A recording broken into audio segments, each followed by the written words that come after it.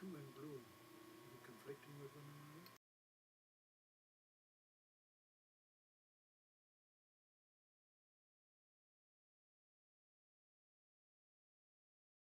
Well, this one day, as I mentioned, his name was Goggles. And one day I was in the camp and there was Titch, a British soldier, coming toward me with a bloody German rifle slung over his shoulder. And I pointed and I said, "What the hell have you done? What have you got there? What happened?"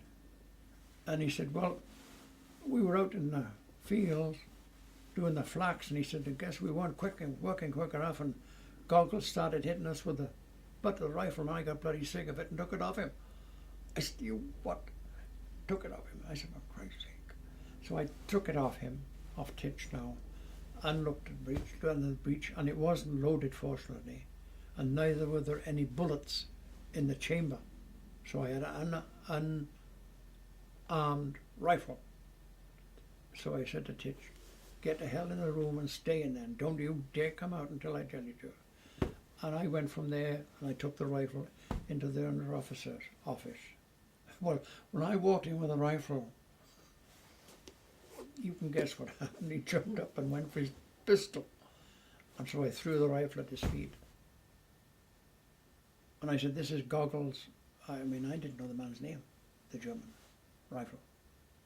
Because by now the German under officer was saying to me, like, "What the hell, you got this rifle? Where'd you get it from? And who did it?" You know. And so I was, calm down. So I told him what had happened. In the meantime, Goggles came into the room. All hell broke loose between him and the under officer, and they were speaking German so quick I didn't understand what was going on altogether. And Titch disobeyed me and left the room and came into where we were, and that really set the ball rolling, because Goggles now drew his bloody bayonet and chased Titch around the table. I'm sorry I'm laughing, but I can see them. It was just Goggles chasing Titch with the bloody bayonet, and the under officer screaming. And anyway, things cooled down. Titch was arrested and sent back to the main prison and was incarcerated for, I think, 6 weeks in solitary confinement for attacking a German and disarming him. Nothing else happened. That was just one episode. Another one was on the same camp. Grandpa, do you think we could just pause for a little bit? Sure. That'd be great. Right. And they shipped us off to Stalag 383. We were down almost on the Czechoslovakian border. Okay, so can we go back to when they first took you to the big camp? Let me get this straight. They took you to Marion, to Thorn, Thorn, first of all. And then from Thorn, which was really a collection point, we were shipped to Marienburg, which was a dispersing area, but an organised camp. Okay, we'll get Doreen to sit down and we'll start from Marienburg when you first come. Doreen! Yes. Just put some things away. It's all right. Come and sit down. Don't move. Don't speak. Here No, over there. or back here, Yeah. where I was. Yeah, the microphones are really sensitive, so they pick up all the sounds. Thank you. So, Grandpa, when you first went to Marienburg, you were taken there on trucks, In a cattle truck. cattle trucks. Sure. Again, 50 or more in each truck.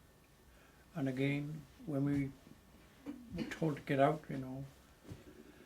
we had travelled many, many miles, and we were cramped, and it was difficult to walk for a while.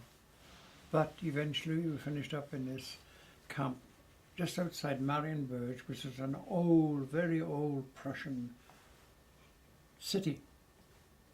As we walked from the railway station through the city, I saw some very, very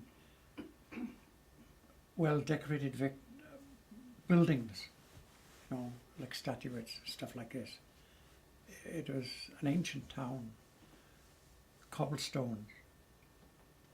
And the amazing thing was, like, as we were going through, carts being pulled by horses were creating such a bloody noise because of the cartwheels, steel on iron. And for the first time I saw a charcoal driven coach. They weren't using gasoline. There was no public transport like that. The public transport used huge burners at the back end of a coach. They'd stoke up on charcoal and they'd take off. Smoke and God knows what, and big wheels and tyres. It was archaic.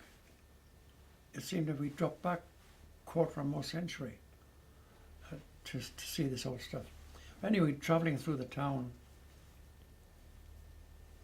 eventually we got onto the outskirts and built into a camp, and we were taken into this huge prison of war camp, Marienburg, and it was well organised and it had been well planned.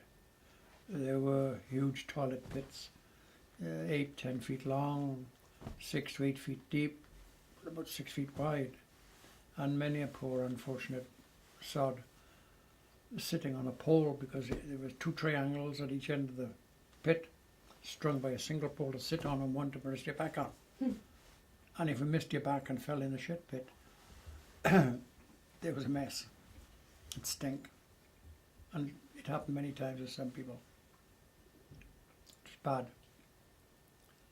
Then this was about November, as it really got worse, the weather,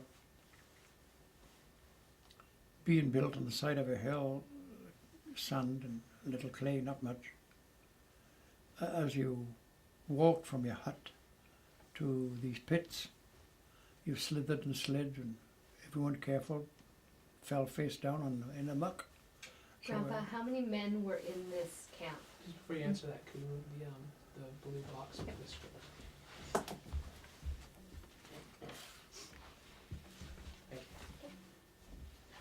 Oh, here you go, too. I'll get it, thanks. In Marienburg camp, Yes. I don't really know the number, but there were thousands upon thousands. They were all Britishers. There were some Poles inside, but they were German prisoners and made to work, okay?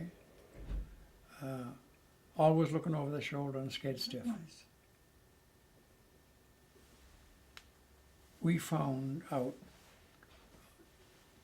and I formed the opinion, that many of the Germans had an inferiority complex with the British.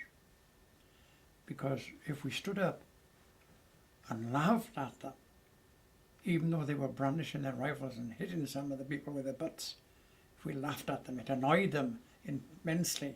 And it was the only thing we could do, and we did it, to annoy them. And the Poles saw this.